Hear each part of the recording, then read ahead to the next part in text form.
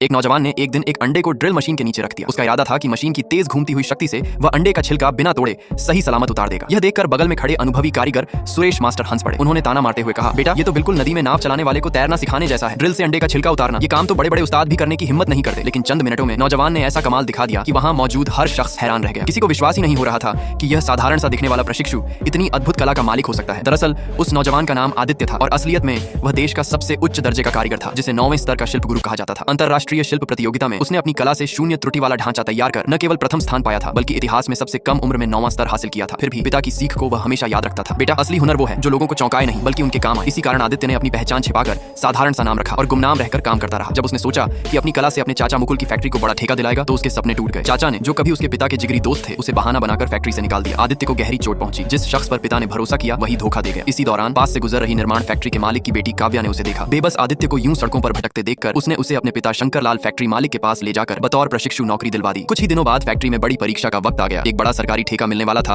और ऊंचे अफसर खुद निरीक्षण करने आने वाले थे। तैयारी में कमी थी, इसीलिए आदित्य को भी उत्पादन टीम में मदद के लिए भेजा गया। लेकिन वहां पुराने कारीगर राम नारायण मास्टर को यह बिल्कुल पसंद नहीं आया। उन्होंने ताना मारा, ये तो अभी आधा प्रशिक्षु है, इसे पुर्जों का नाम तक नहीं आता। फिर भी मजबूरी में आदित्य को साथ रखना पड़ा। तभी राम नारायण ने सोचा कि क्यों ना उसकी अकल की परीक्षा ले ली जाए। लेकिन आदित्य ने इतनी सटीक पहचान और ज्ञान दिखाया कि वहां मौजूद सब उसकी तारीफ करने लगे। यह देखकर राम नारायण अपमानित महसूस करने लगे और बहाना बनाकर उसे निकाल दिया। आदित्य जब फैक्ट्री से बाहर निकल ही रहा था कि उसने अचानक मशीन की आवाज सुनकर चेतावनी दी, ये मशीन अभी बिगड़ने वाली है। लेकिन राम नारायण हंस पड़े, ये विदेश से आयात हुई मशीन है, इसमें क्या खराबी होगी। और अगले ही पल मशीन ने जोरदार धमाका किया। उड़ता हुआ ब्लेड आकर राम नारायण के हाथ में जा धंसा। सब लोग दंग रह गए कि आदित्य की बात सच निकली। अब मुश्किल ये थी कि निरीक्षण के लिए तैयार हो रहे सामान में आखिरी पुर्जा अभी बना नहीं था और राम नारायण घायल हो चुके थे। फैक्ट्री मालिक को समझ नहीं आया कि अब क्या करें। तभी उनकी नजर आदित्य पर पड़ी। उन्होंने सोचा, जो लड़का आवाज से ही मशीन की खराबी पहचान लेता है उसमें जरूर असाधारण हुनर होगा। उन्होंने आदित्य को मौका देने का फैसला किया। जैसे ही अधिकारी फैक्ट्री पहुंचे, आदित्य ने अपना तैयार किया पुर्जा उनके हाथ में रख दिया। तभी बगल वाली प्रतिद्वंद्वी फैक्ट्री का मालिक विक्रम अपने आदमियों के साथ आ धमका। उसने अफसर से कहा, ये लड़का तो हमारी फैक्ट्री से निकला हुआ नकारा है, इसके बनाए सामान पर भरोसा करना बेवकूफी होगी। असली काम तो हमारी फैक्ट्री ही कर सकती है। उसने चुनौती दी, आइए दोनों फैक्ट्रियों के बीच मुकाबला हो। जो हारेगा वह न सिर्फ ठेका छोड़ेगा बल्कि अपनी मशीनें भी विजेता को सौंप देगा। पहले ही दौर में विक्रम ने अपने सबसे बड़े उस्ताद को भेजा, बलराम